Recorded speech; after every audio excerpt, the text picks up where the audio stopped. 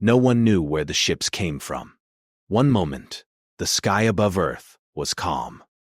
The next moment, space itself seemed to tear open. Giant black shapes appeared over every major city. New York, Tokyo, London, Delhi, Sydney. They were massive, bigger than mountains. Their metal bodies blocked the sun, and their shadows covered millions of people. At first, people thought it was some kind of strange weather event. Then, satellites started failing.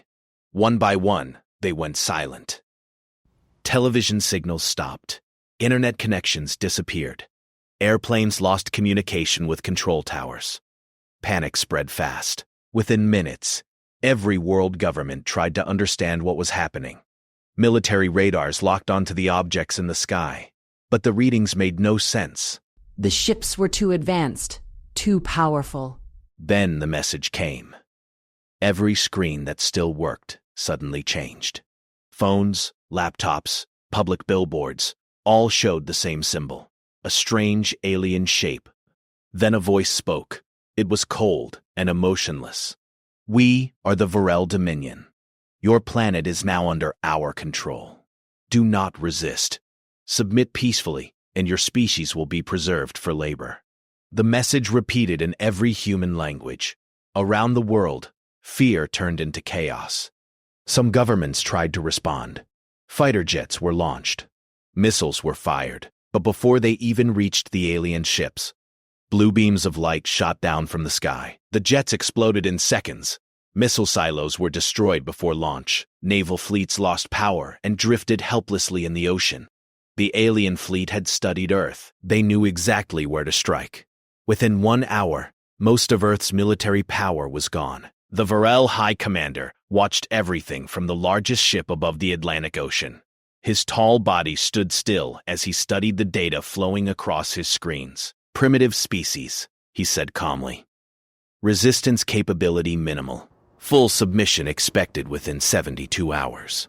They had conquered many worlds before. It was always the same. Shock, fear, then surrender. Humans would be no different. But on Earth, something unexpected was happening. World leaders gathered in emergency underground bunkers. Generals, scientists, engineers, all connected through secure lines that had not yet been destroyed. The meetings were short. There was no time for long speeches. They all understood one thing. They could not win in a direct fight. The alien ships were too powerful. Their weapons were beyond anything humans had ever seen. If humanity tried to attack again, billions could die in a single day. So they made a different decision. Across the planet, power plants began to shut down, not because they were destroyed, but because humans turned them off. Military bases erased their own digital systems. Important data servers were wiped clean. Satellites were forced to crash back into the atmosphere. To the aliens watching from above, it looked like total collapse. Cities went dark at night. Highways became empty. Communication signals faded away. The Varel officers were confused. "Energy readings dropping across all continents," one officer reported. "Industrial output falling," said another. The High Commander narrowed his eyes. "Explain." "We believe they are shutting down their own systems." "Why would they destroy their own infrastructure?" another officer asked. No one had an answer.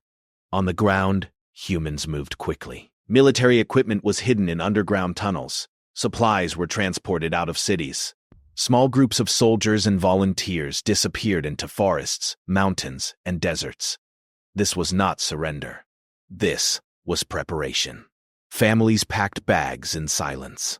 Scientists carried hard drives filled with research into secret locations. Engineers placed charges inside important factories, not to destroy them yet, but to make sure the aliens could never use them. The world grew quieter each hour. From space, Earth no longer looked like a bright, busy planet. It looked weak, broken. The Varel High Commander studied the darkening world below him. "Compliance faster than expected," he said. "They are accepting their fate." But deep underground, in a hidden command center beneath layers of rock and steel, a human general spoke calmly to the last secure global network. "Phase 1 complete," she said. Around the world, small lights turned green on secure screens. Humanity had not surrendered. Humanity had gone silent on purpose, and the aliens had no idea what was coming next. The aliens thought Earth was broken. From above, the Varel Dominion saw dark, empty cities. Satellites were gone. Factories stood idle. Streets were quiet. Their sensors detected no organized resistance. The High Commander smirked. Primitive species, he said. They will submit soon. But he was wrong. Humans had gone silent for a reason. Underground, in hidden bunkers, in caves, and even in abandoned mines, people were preparing. Scientists, engineers, and soldiers worked together. They did not have plasma guns or starships, but they had something the aliens had not expected: intelligence, creativity, and patience. They began with the simplest weapons: the planet itself. Power plants were offline. Factories that could make weapons were useless. Oil and fuel were hidden or destroyed. Ports and railways were blocked. If the aliens tried to take over Earth, they would find nothing ready to use. But that was only the beginning. Small human teams moved through forests, deserts, and mountains. They carried radios, simple guns, and homemade EMP devices. When alien patrols arrived to find cities and supplies, they were met with empty streets and strange traps. Bridges collapsed under alien walkers. Roads were rigged to explode if weight thresholds were crossed. The first few skirmishes shocked the aliens. Their advanced shields did not protect them from traps the humans had built using local materials and clever engineering. In one forest, a squad of Rel soldiers was lured into a canyon. A controlled landslide buried them completely. "Why are they not surrendering?" an officer asked nervously. "They are hiding," another said. "Hiding is different from fighting," the High Commander replied. "They will surrender eventually." But the humans were not hiding in fear. They were waiting for the right moment. On communication lines the aliens could not intercept. Humans shared plans across the globe. Simple devices that interfered with alien sensors were deployed in urban areas. Mines disguised as ordinary rocks were scattered in likely landing zones. Even the rivers and lakes became tools. Dam gates were rigged to open in flood regions where alien vehicles moved. And then came the most terrifying surprise for the aliens. Humans began striking. Small teams attacked patrols using homemade weapons that combined electricity, fire, and explosives. They struck and disappeared in minutes, leaving the aliens confused and frustrated. Each encounter taught humans how the alien armor worked. Each small victory gave them confidence. The Varel Dominion did not understand one thing. Humans were unpredictable. They were not logical like the aliens expected. Humans used fear, noise, and chaos as weapons. They set traps that made sense only in ways a human mind could understand. "They are not just fighting," a captured Varel scientist whispered. "They are thinking. They are using the planet itself against us." By the end of the first week, the aliens realized Earth was not passive. Cities they thought were empty were actually traps. Patrols were ambushed, supplies were destroyed, and communications were broken. Humans even managed to recover a few small alien devices from crashed patrols. Scientists studied them quickly. Even simple knowledge of alien technology became a weapon in itself. The High Commander's patience began to thin. "Why do they resist? Why do they sabotage themselves?" he demanded. "We offer life, labor, submission, yet they destroy everything. They cannot last." "They may be different," said an officer.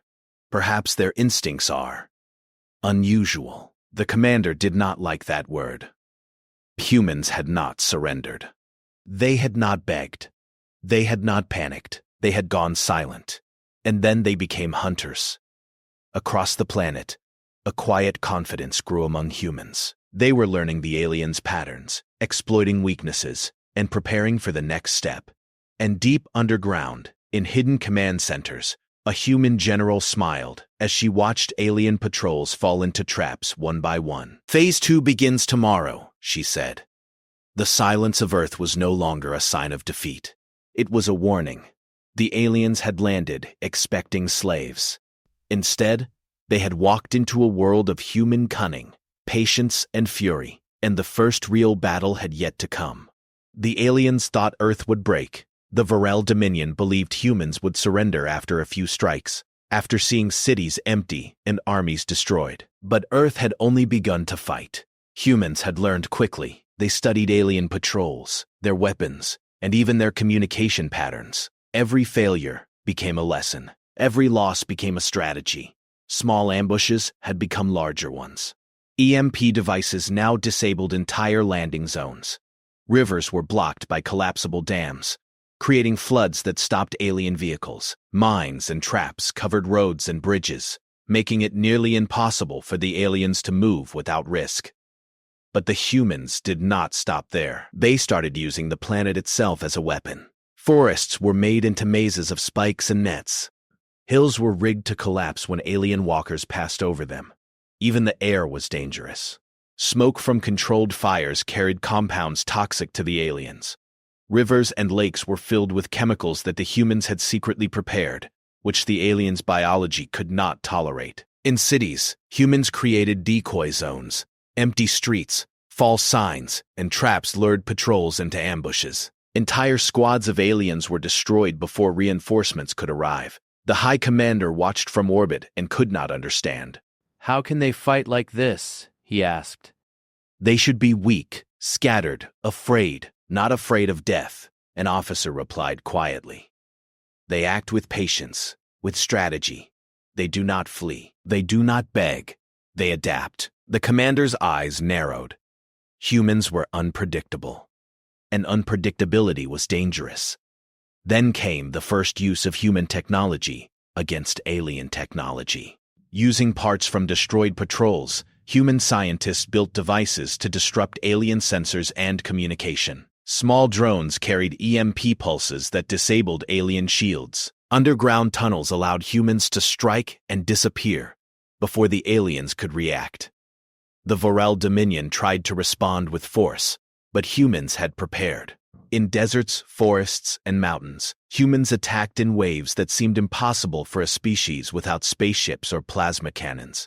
Each battle taught them how the aliens thought, and each lesson made the humans faster, smarter, and more lethal. The captured alien scientist began whispering warnings to the High Commander. "They are not just surviving," he said. "They are learning, using their weaknesses against you. Their desperation makes them clever." "Desperation?" the commander snapped. They have weapons, they have little technology. They have no fleets. How can desperation help them? "They weaponize it," the scientist said. "They turn their fear, their anger, their entire planet into a weapon. You cannot predict it." The aliens started losing control. Supply lines were destroyed. Patrols stopped moving in familiar patterns. Communication networks became traps. Even orbital strikes were disrupted by EMP pulses from hidden stations on Earth. Humans began sending signals beyond Earth. Using repaired satellites, they broadcast warnings to nearby alien species. Rival empires of the Varel Dominion intercepted them. Suddenly, enemies of the aliens were aware of their weaknesses. The High Commander felt panic for the first time. "They are not just fighting back," he said quietly. "They are attacking our empire." Humans had turned the invasion into a planetary trap. Every attack forced the aliens to expend energy and resources. Every ambush made their fleet weaker, and every small victory gave humans confidence. In the mountains of South America, in the deserts of Africa, and in the forests of North America, humans prepared for the next step. They were no longer defending. They were hunting. Phase 3, the human general whispered into the underground network. "Tomorrow, we take the fight to them." The aliens had expected Earth to fall easily. Instead, they faced a species that had weaponized desperation. A species that could destroy its own planet to deny conquest. A species that would never surrender. And now, the fight was about to become much larger. The alien fleet above Earth was no longer the unstoppable force it had once seemed. The Vorel Dominion had expected obedience. They had expected humans to surrender in hours, not weeks. But now, they faced a planet that refused to bow. Patrols had been destroyed, supply lines cut, communication networks disabled. Every attack they tried was met with clever traps and counterattacks. And then came the final plan. Humans had been patient, studying the aliens. They had learned their patterns, their weaknesses, even their arrogance. Using the knowledge gathered from captured technology, undergrill operations, humans had prepared a series of coordinated strikes that no alien could predict. Phase 1 was already in motion. EMP bursts from hidden satellites and ground stations disabled several of the largest warships. Sensors went dark. Weapons stopped working. Alien ships drifted helplessly in orbit. Phase 2 hit harder. Human teams emerged from underground tunnels and forests to strike directly at the aliens' landing zones. Mines, explosives, and makeshift railguns built from converted industrial machinery tore through alien armor. Every strike was precise. Every trap anticipated the alien response. But the most shocking part was Phase 3. Humans had weaponized Earth itself. Rivers, dams, forests, and mountains became weapons. Controlled landslides, buried alien vehicles. Forests rigged with tripwires and traps became deadly mazes. Rivers, redirected by secret dams, flooded alien positions. Even the air carried smoke and chemicals toxic to the Vorel. From orbit, the Vorel High Commander could not believe what he was seeing. "How can this species fight like this?" he asked, panic creeping into his voice. They are destroying themselves to fight us. It is not self-destruction, said a captured Vorel scientist trembling. It is strategy. They turn everything, even their own weaknesses, into weapons. The commander looked at the fleet. Shields were failing. Ships were drifting into one another. Patrols were trapped in ruined cities. Supplies were gone. Communication between the warships was blocked. "Prepare for retreat," he ordered.